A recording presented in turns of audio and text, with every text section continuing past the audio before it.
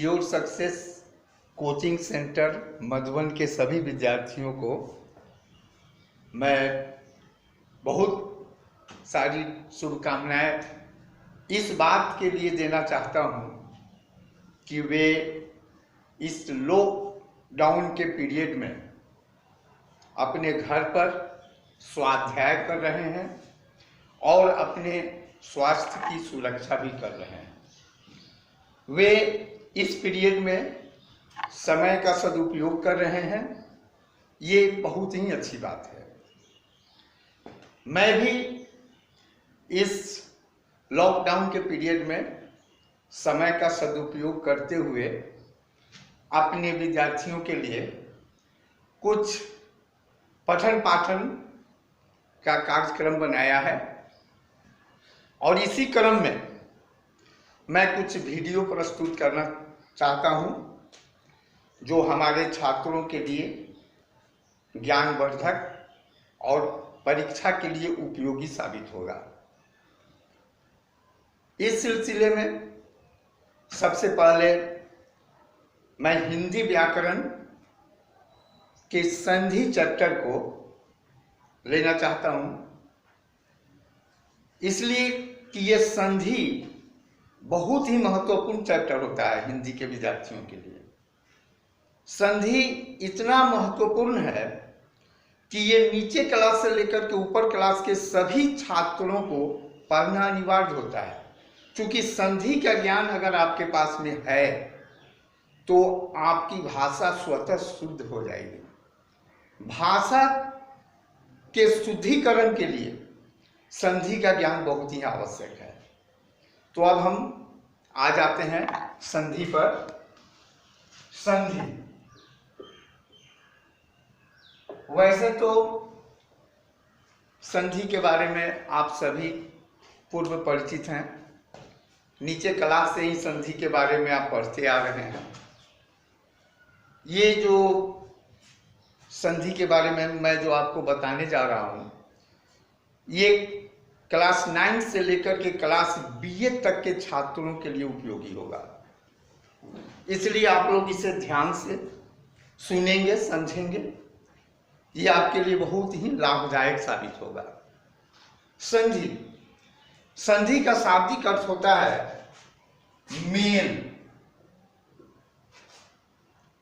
संधि का शाब्दिक अर्थ होता है जोड़, किसी चीज को जोड़ना, किसी चीज का मेल मिलाप करना संधि कहलाता है। आप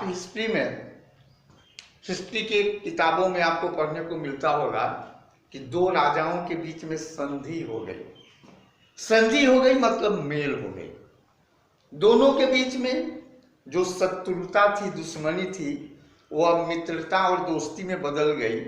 दोनों के बीच मेल हो गया, इसी को संधि कहते हैं। और जब दोनों के बीच में जब शत्रुता आ जाती है, यानी संबंध टूट जाता है, तो उसे विच्छेद कहते हैं। विच्छेद शब्द संधि के क्रम में भी आपको मिलेगा। विच्छेद का मतलब हुआ तोड़ना और संधि का मतलब हुआ जोड़ना। आप इस संधि विच्छेद के उदाहरण में देखेंगे कि प्लस शब्द का प्रयोग किया जाता है। प्लस, यही प्लस संधि का संकेत है, संधि का सूचक है। हिंदी व्याकरण में संधि की जो परिभाषा दी गई है, वो कहा गया है कि दो वर्णों के मेल से, आप देखेंगे दो वर्णों के मेल से ध्वनि में जो विकार उत्पन्न होता है, जो विकार उत्पन्न होता है, उसे संधि कहते हैं, उसे संधि कहते हैं।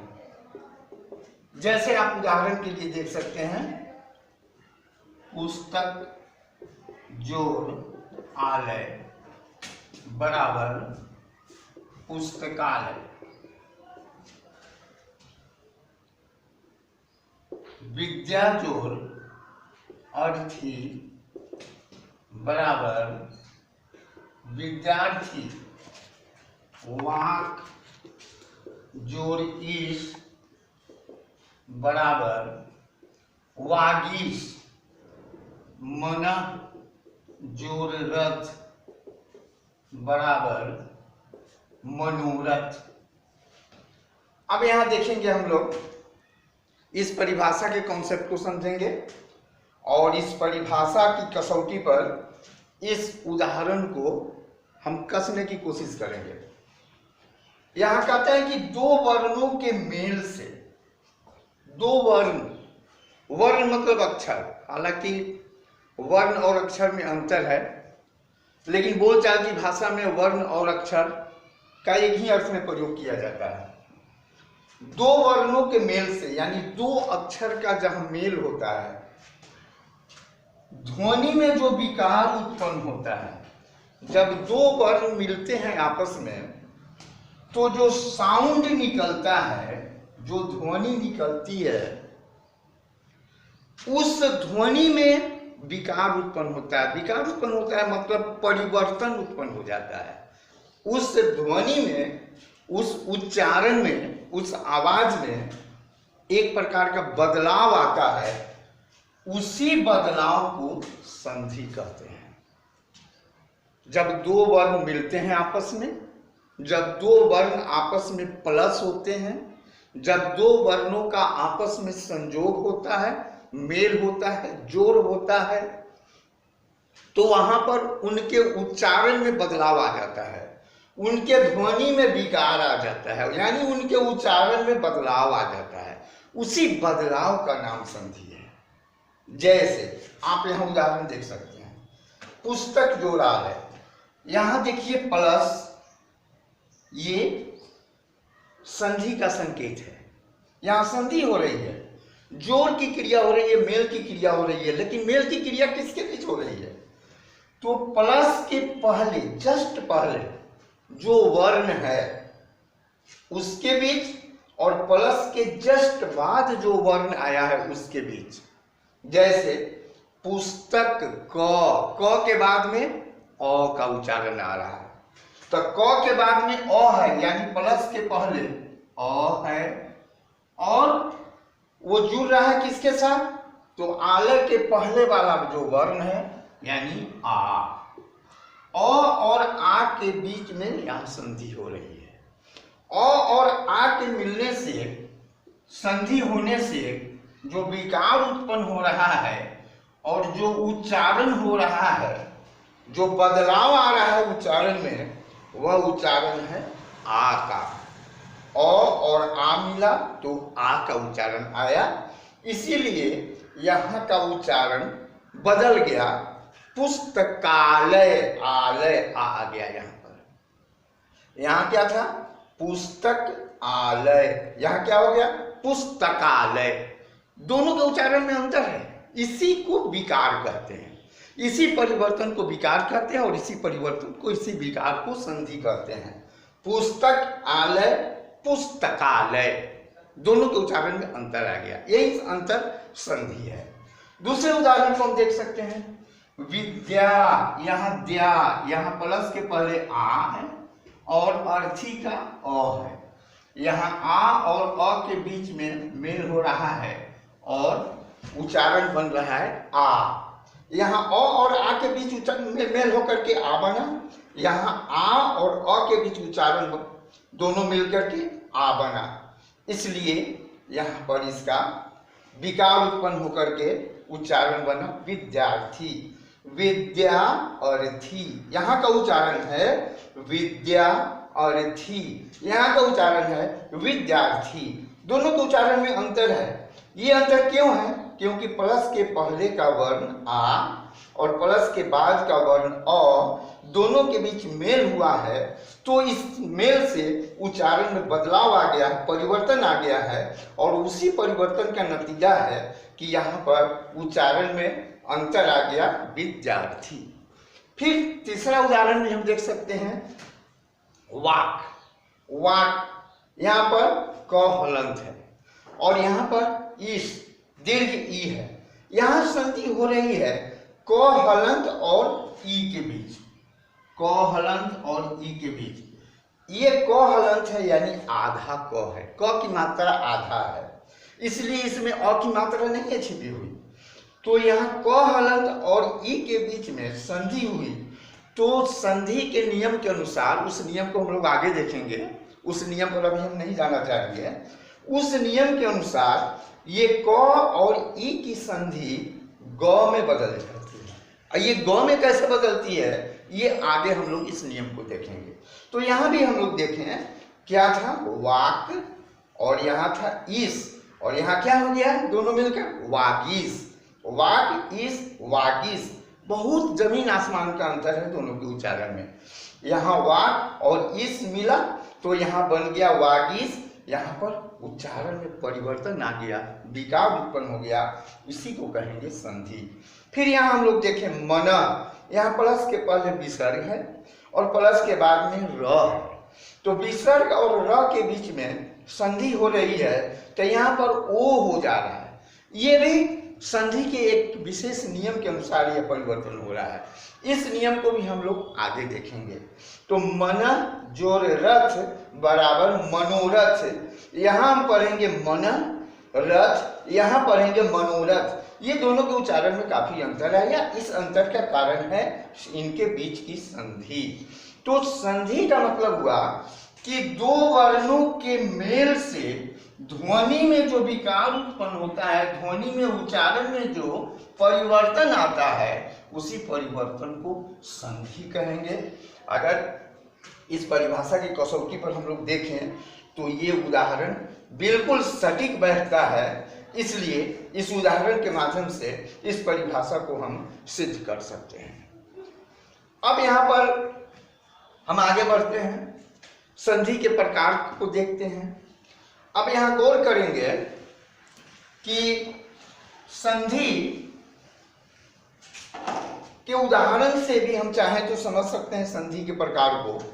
संधि के 3 प्रकार हैं। ये संधि के भेद को अब हम लोग देखते हैं। संधि के भेद, हिंदी व्याकरण में संधि के 3 भेद बताए गए हैं। एक को कहते हैं स्वर संधि, दूसरे को कहते हैं व्यंजन संधि, और तीसरे को कहते हैं विसर्ग संधि। यही मुख्य रूप से संधि के 3 भेद हैं, स्वर संधि, व्यंजन संधि और विसर्ग संधि। इन तीनों भेद को एक उदाहरण के द्वारा सरल ढंग से हम देख सकते हैं। स्वर संधि, स्वर संधि का उदाहरण आप यहां देख सकते हैं। पुस्तक जोड़ आलय में, पुस्तक। स्वर संधि का मतलब है कि जब 2 स्वर वर्णों के बीच में मेल की क्रिया होती है तो उसे स्वर संधि कहते हैं। अब स्वर वर्ण का मतलब क्या है? हिंदी व्याकरण में स्वर वर्णों की संख्या है कुल 11। अ, आ, ई, उ, ए, ऐ, ओ, औ और री। ये कुल 11 वर्ण हैं जो स्वर वर्ण कहलाते हैं। अब स्वर वर्ण का मतलब क्या होता है?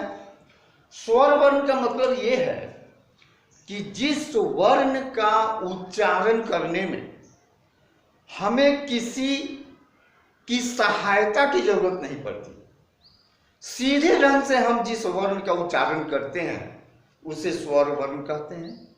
स्वर वर्ण को अंग्रेजी में वॉवेल लेटर कहते हैं। ये जो स्वर वर्ण है ये सीधा हमारे कंठ से निकलते हैं। कंठ, वोकल कॉर्ड, ये कंठ से सीधा निकलते हैं और ये एक ध्वनि के रूप में हमें सुनाई पड़ते हैं। वे ध्वनि है अ, आ, ई, ए। ये 11 ध्वनि सीधे कंठ से निकलते हैं जिनको हम स्वर वर्ण कहते हैं। इनके अलावा और जो भी ध्वनि निकलते हैं वे सीधे कंठ से नहीं निकलते। हमारे मुख के अंदर बहुत ऐसे यंत्र हैं जिनके माध्यम से हम विभिन्न प्रकार के वर्णों का उच्चारण करते हैं। जैसे जीभ है, जैसे दांत है, जैसे मूर्धा है, जैसे तालु है, जैसे ओष्ठ है। ये सभी बहुत सारे यंत्र हैं जो स्वर का उच्चारण करते हैं। इन यंत्रों के माध्यम से जो वर्ण उच्चारित किए जाते हैं उनको हम व्यंजन वर्ण कहते हैं। और सीधे कंठ से जिन वर्णों का उच्चारण किया जाता है उन्हें स्वर वर्ण कहते हैं। कंठ से जो उच्चारित होते हैं उन वर्णों की संख्या 11 है और कंठ को छोड़कर बाकी मुख के और भी जो हिस्से हैं उनके सहायता से जो उच्चारित किए जाते हैं उनकी संख्या कुल 40 है।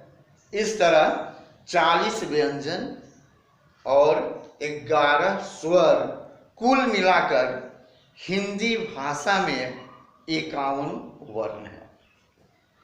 अब यहां हम लोग देखें, प्लस के पहले क, प्लस के बाद में आ, इस क में छुपा हुआ अ स्वर वर्ण है, प्लस के बाद का आ भी स्वर वर्ण है।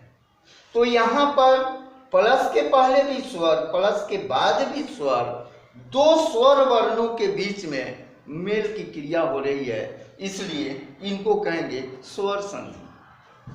स्वर संधि का मतलब है कि जब दोनों वर्ण स्वर हो। अब यहाँ पर अ हो सकता है, ई हो सकता है, उ हो सकता है, ए हो सकता है, ओ हो सकता है। इन्हीं सब 11 वर्णों में से कोई भी वर्ण प्लस के पहले और प्लस के बाद में अगर आता है और उनके बीच मेल होता है और उससे जिस शब्द का निर्माण होता है उसको कहेंगे स्वर संधि।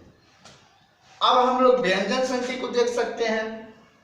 व्यंजन संधि का उदाहरण यहां हम लोग देख सकते हैं, वाक जोड़ इस। व्यंजन संधि का मतलब है कि प्लस के पहले और प्लस के बाद दोनों स्थान पर यदि व्यंजन वर्ण हो या प्लस के पहले और प्लस के बाद किसी एक स्थान पर भी व्यंजन वर्ण हो तो उनके मेल से जो विकार उत्पन्न होगा वह व्यंजन संधि होगा। जैसे आप यहां देख सकते हैं वाक, क, हलन, ये व्यंजन है क्योंकि इसमें कहीं स्वर की मात्रा नहीं है। और यहाँ ई, दीर्घ ई, ये जरूर स्वर है लेकिन इसके साथ एक व्यंजन की मात्रा लग गई है। प्लस के पहले व्यंजन, प्लस के बाद में स्वर, तो यहाँ व्यंजन और स्वर के बीच में संधि की क्रिया हो रही है, मेल की क्रिया हो रही है, इसलिए इसको कहेंगे व्यंजन संधि। अब तीसरा हम देखते हैं विसर्ग संधि। विसर्ग संधि जो है वह यहां हम लोग देखें, प्लस के पहले विसर्ग है, विसर्ग वर्ण के साथ, विसर्ग भी एक प्रकार का वर्ण ही है, विसर्ग के साथ चाहे स्वर वर्ण की संधि हो चाहे व्यंजन वर्ण की संधि हो, परंतु एक स्थान पर विसर्ग वर्ण जरूर होना चाहिए। विसर्ग वर्ण के साथ स्वर या व्यंजन वर्णों की संधि को विसर्ग संधि कहते हैं। जैसे प्लस के पहले मन, मन, न का अंतिम जो वर्ण है वह विसर्ग है और प्लस के बाद का जो वर्ण है वह व्यंजन है। ये जो र है ये र हलंत जोड़ अ है, यानी यहाँ पर र व्यंजन है, तो विसर्ग के साथ यहाँ व्यंजन की संधि हो रही है। मन जो रथ, मनोरथ, मनोरथ में विसर्ग संधि है। ये तो एक सामान्य परिचय हुआ स्वर संधि का, व्यंजन संधि का, विसर्ग संधि का। अब हम आपको विस्तार से इन तीनों संधि के विषय में बतलाना चाहेंगे। ये जो स्वर संधि है इनके कुछ नियम हैं, इनके कुछ प्रकार हैं। उन नियमों और प्रकारों के आधार पर संधि हिंदी व्याकरण में बताई गई है। तो स्वर संधि, व्यंजन संधि, विसर्ग संधि, इनको अब अलग अलग रूप में विस्तार से अब हम लोग देखेंगे।